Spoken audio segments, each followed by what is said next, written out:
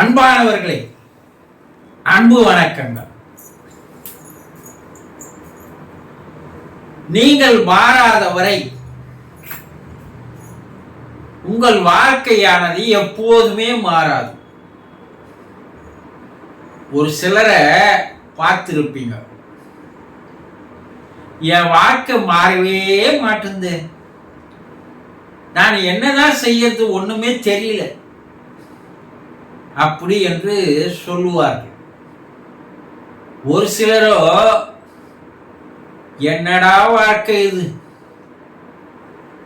அதையே எழுந்துக்கிறது, அதையே தூங்குறது, அதையே சாப்பிட்றது, இதே வாழ்க்கை, வாழ்க்கையில் ஒரு சலிப்பு வந்துடுச்சியா, எனக்கு வாழவே பிடிக்கல அப்படி சொல்வதையும் கேட்டிருப்பேன். இவங்களுக்கு ஏன் நம்மளை மாற்றிக்கொள்ளாத வரை இந்த வாழ்க்கை மாறாது என்பது இவர்களுக்கு தெரிவதே இல்லை.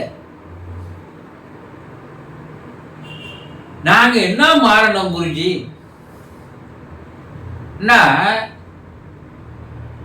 எல்லாற்றிலையும் மாற்றம் வேண்டும். உலகம் மாறிக்கொண்டே இருக்கிறது இல்லையா? தொழில்நுட்பங்கள் மாறிக்கொண்டே இருக்கிறது. தொழில்ல எல்லா மாற்றங்கள் வந்து கொண்டிருக்கிறது. எல்லா துறையிலையும் மாற்றங்கள் இருக்கிறது இல்லையா? அப்படி மாற்றங்கள் வருவதற்கெல்லாம் ஒரு சிலர் தான் காரணம். என்ன? அவர்கள் தங்களை மாற்றிக்கொண்டார்கள். ஆனா பெரும்பாலானோர் மாறாதியே இருக்கிறாங்க. இவங்களுக்கு தான் இந்த வாழ்க்கை சலிப்பை தருகிறது. பொதுவாகவே வயதாயிட்டா என்ன நினைக்கிறாங்கன்னா, அதே வாழ்க்கை வாழ்ந்துட்டு போயிடலாம்பா அப்படின்னு நினைக்கிறாங்க. ஆனா உங்களுடைய மனோபாவம் மாறவே மாட்டேங்குது. பலருடைய மனோபாவம் மாறாததால் அவர்களுக்கு வாழ்க்கையில் மேல ஒரு சலிப்பு வருகிறது, ஒரு வெறுப்பு வருகிறது. அதனால என்ன பண்றாங்கன்னா, ஒரு சோம்பலோடு கூடிய வாழ்க்கையை வாழ்கிறார்கள். இந்த உடம்புக்கு சோம்பல் தனத்தை குத்துட்டீங்கன்னா அது என்ன பண்ணுதுன்னா மனதையும் சோம்பலாக்குது. நல்ல குளிர்காலம், காலையில் எழுந்துக்கிறதுக்கு மனம் இடம் தருவதில்லை. ஏன்? சோம்பல் தான். இந்த சோம்பலை எவன் தன் பக்கம் இழுத்துக் கொள்கிறானோ அவனால வாழ்க்கை மாறாது. எந்த உயிரினாவது இது குளிர்காலமாச்சு சோம்பி படுத்து கிடக்குதா பாருங்க. பறவைகள் அதே நேரத்துக்கு எழுந்து ஓடுகிறது, பறக்கிறது, வாழ்க்கையை ஆரம்பிச்சிடுது. அதே போல உயிரினங்கள் எல்லாம் காலையில் எழுந்துடுது. அது குளிர்காலமாக இருந்தாலும் வெயில் காலமாக இருந்தாலும் அது ரொட்டீனா அது எழுந்து கொள்கிறது, வாழ்க்கையை ஆரம்பித்து விடுகிறது.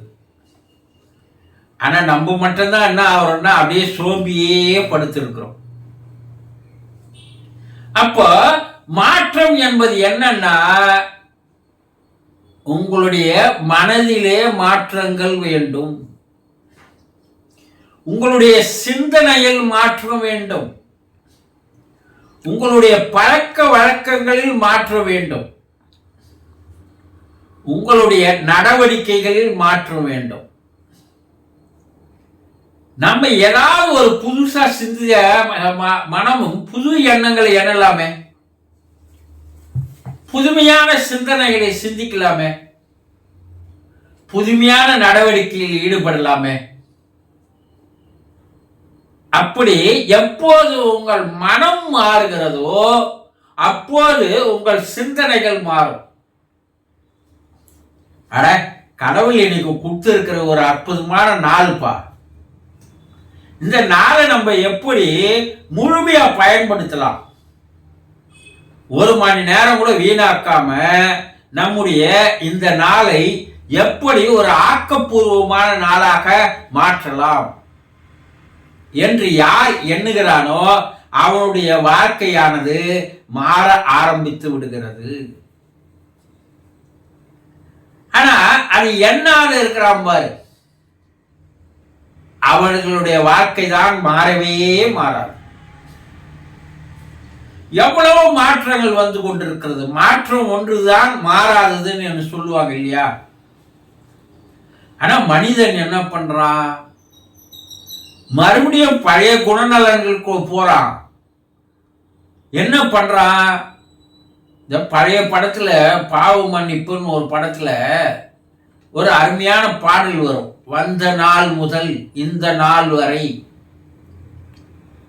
அதுல அவர் என்ன பண்ணுவாரு கண்ணதாசன், மனிதன் மாறிட்டாங்க, ஆனா அவன் மறுபடியும் மரத்துல ஏறிட்டாங்க எழுதியிருப்பார். சிவாஜி கணேசன் அது பாடுவார். அப்ப இல்ல, இப்போ மரத்துல தான் ஏறுறான். லைட் கம்பத்துல ஏறுறான், மரத்துல ஏறுறான். மரம் ஏறுவதற்கு பழம் பறிப்பதற்காக இருக்கலாம், காய் பறிப்பதற்காக இருக்கலாம். ஆனா ஒரு சிலர் வீணா மரம் ஏறுறான். யார் மரம் ஏறுவாங்க? குரங்குதான் மரம் ஏறும். அப்போ அவன் தன்னுடைய வாழ்க்கையை அவன் சிந்தித்து பார்ப்பதில்லை. என்னடா இது, ஒவ்வொரு நாளும் இறைவன் நமக்கு தந்திருக்கிறான், இதை எப்படி நல்ல எண்ணங்களை எண்ணலாம், நல்ல சிந்தனைகளை செய்யலாம், நல்ல நடவடிக்கைகள், புதிய புதிய நடவடிக்கைகளில் செயல்களில் ஈடுபடலாம் என்று எவன் ஒருவன் நாள்தோறும் புதுமையான நடவடிக்கைகளில் ஈடுபடுகிறானோ அவன் வாழ்க்கை ஆரோக்கியமாக இருப்பதோடு அவன் வளர்ச்சியை நோக்கி செல்கிறான்.